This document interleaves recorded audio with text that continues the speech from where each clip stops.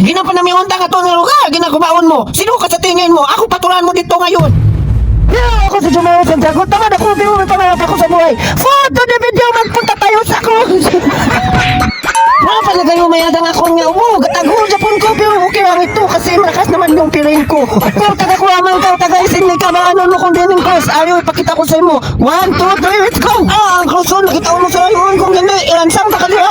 Taga ko naman nun ko, pero wala pa ko karakaton, di umpisa nga na rinubit. Di ba, pirti daw ka namin. Sa mga ko karagaw, di ko ako sa may nabatian nga karayan nga isyo. Hindi ko maglakaton, di. Bakit sino ako sa tingin nyo? Nagagawon ko, gitsik ko ang ako nga. Sinda ko mga mipa, kaya may nilagi pang bubadaw ang ipatindong ko dili nga mga CR. Kago ng mga tao! Pero bago ka sa kasa sa kantor, kailangan mo magkamang baka abot ka sa elevator. Kaya patiron ko sa kasabihan ng tao ang kapansanan, hindi makarating sa parunan. Tsaka, ang tawagon na dili, Holy Back Cross, may tagbagid ang pamilyo, ano tani pagbasa ng tarungay. Ang haring Holy Back Cross, open ni para sa tanang na magagawin, pero hindi ka lang maggubabaya sa utok mo. Pwede din magulok-ulok ka mayo, magtago-tago, pero bawal tong ulok na isa. O joke lang, sa taon ako dito sa second floor, kaya check ko kung ano ang mga damage. Grabe, kadamo ang nagubao. Pagkantaw ko sa salamin noon, may mga surat doon, may nakabutang, may pilido, pag hindi, ang siya gigubaon, ang arabo, baho, nabubuan sang tubig. Paano na kung magtahi ko, kung magagaw ko dito, kung magtahi? Saya mo na. Hindi nyo ipagpasalawon din sa mga sumayon, hindi ka pala buhay man sila, kasunod sila sa pagkaon nila silang mabaray.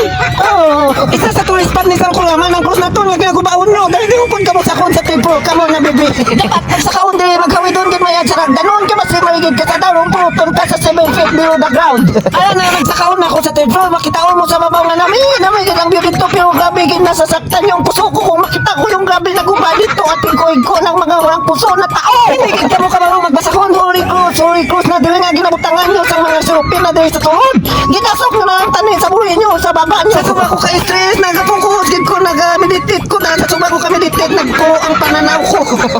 Dapat sa nagagawon, dili sulod, magdalakas ang sakos, ang parayo, ang sakos, ang mais, para hindi mo ilaboy ang basura mo, bisan diin. Kain ka sa ugali, kung hindi ganyan madakpag kayo ang sangka sa cross patuwad. Ginapanamiunta ka to ng lugar, ginagubaon mo. Sino ka sa tingin mo? Ako patulan mo dito ngayon. Ha?